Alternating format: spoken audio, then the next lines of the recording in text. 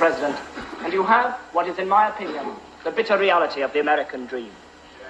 A few weeks ago, Martin Luther King had to hold a nonviolent demonstration in Selma, Alabama, in his drive to register Negro voters. By the end of the week of his demonstrations, he was able to write quite accurately, in a national fundraising letter from Selma, Alabama jail, "There are more Negroes in prison with me than there are on the voting rolls."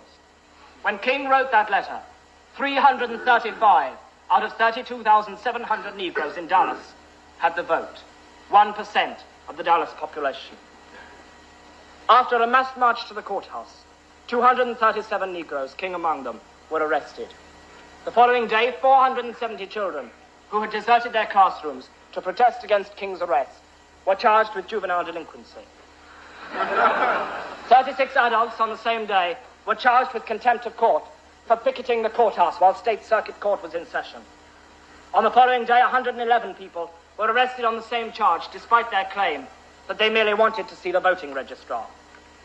400 students were arrested and taken to the armory, where many of them spent the night on a cold cement floor. The following day, the demonstration spread to Marion, Alabama. In Marion, Negroes outnumber whites by 11,500 to 6,000 people, and yet only 300 are registered to vote. Negroes in Marion were anxious to test the public accommodations section of the civil rights law. They entered a drugstore, and there they were served with Coca-Cola laced with salt, and were told that hamburgers had risen to $5 each. After the arrest of 15 Negroes for protesting against this treatment, 700 Negroes boycotted their classes next day and marched in orderly fashion to the jail.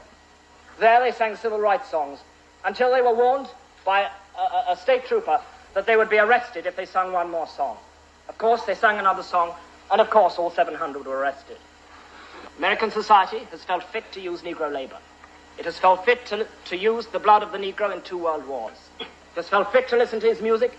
It has felt fit to laugh at his jokes. And yet, as far as I am concerned, it has never felt fit to give the American Negro a fair deal.